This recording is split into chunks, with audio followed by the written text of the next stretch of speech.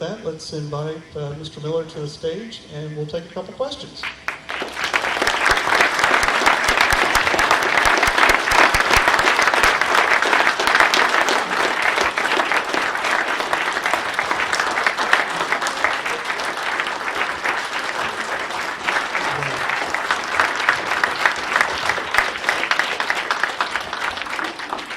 Okay. Hands. Here we go. Just a real simple one. What was it like working with Boris Karloff? Yeah. I consider that the highlight of my career. Karloff was a wonderful person. I spent about 3-4 days with him. And we just talked. Really nice guy.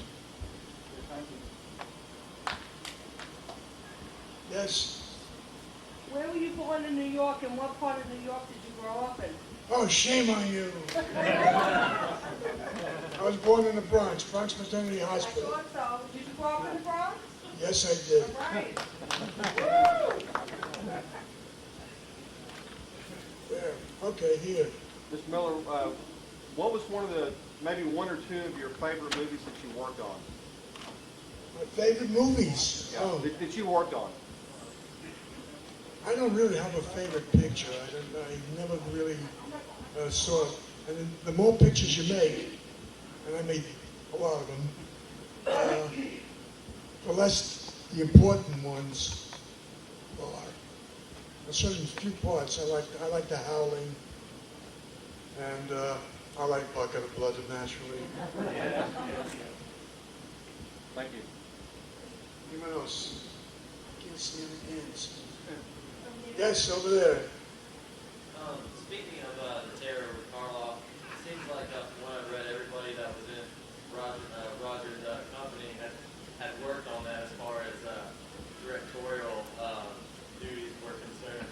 Do you remember who shot most of your scenes, and did you do anything outside of your role in that one? I didn't get it quite correct. Did you, who shot your scenes in The Terror, and did you have any other duties on that film?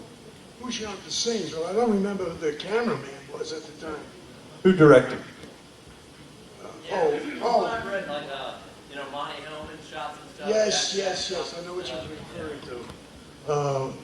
We went up to Big Sur, California, to finish shooting this picture, and Roger Corman wasn't going along, so different people would direct different scenes. And it turned out about 6 or 7 people on the picture were directors, and we all took a shot at it, and it was fun. Yes. What got you started in the movie? Oh no, that was shown up here. I came out from New York as a writer, and a friend of mine was working for Roger Corman at the time, and he said, "Come on by the office, and I got to drop something off." And Roger at the time, he wasn't really sharing an office; he was sharing a desk. Things were very rough. And we got in there, we were talking. He said, "Where you from?" I said, "New York." He said, "What do you do?" "I'm a writer." He said, "I don't need writers, I need actors." I said, "I'm an actor." And he said, "You want to be in a picture?" "Of course." And about 2 weeks later, I was working. That was my first picture. It's Patch Newman. Yes. Out of all of your writing jobs that you had before you became an actor, did any of them ever come to the big screen? No, I wasn't a screenwriter at the time. I came out to California to be one. But I've been writing for television in New York, and what they call comedy bits. I write just a scene, a bit, a gag. And I used to go to Lindy's upper restaurant, and I'd tell the joke around and see who liked it. And they'd sell it.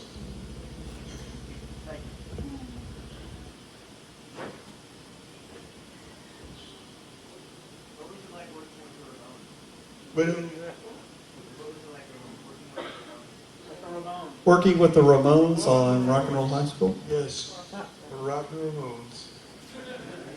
I didn't know about the musical group. I didn't know how good they were, how bad they were. And we worked on a picture, Rock and Roll High. And I remember we were shooting in a certain section of Los Angeles. And I was playing the police chief, as you saw. And first AD came up to me and he said, "Don't wear your uniform until we're ready to shoot." And I said, "What for?" He says, "Snipers." No. And so the Ramones had a follower. They called him a clown. And he used to entertain them, go around with them and pull a stick, just annoy them. And there was a little girl on the picture who had a birthday party, and we went out and bought her a cake. We were shooting at night. And we bought her a cake. We figured 12 o'clock, we'll take the cake and give it to her. And the clown thought he was very funny. He was entertaining the Ramones. And he started picking on the cake and throwing it around, and there was nothing left in about 5 minutes. And I said, "I want you to go get a cake for the girl." He said, "No, there ain't no place to get a cake around here." I said, "You find a cake. You find a place, or don't come back." And he said, "Well, I can't do that." I said, "Go find it." He found the cake. The Ramones after that, I don't know, they had a scene up there where they were playing, and I added the line. I said, "Boy, are they ugly." And they left it in. Yes. Yeah. From the Rocket Foreman movies all the way to the Joe Dante movies, did you expect for these movies to gain such a cult following? Listen, I took my entire career one day at a time. I never lived to the next picture. I never knew what was coming. I never expected to be alive this long. The pictures just kept piling up.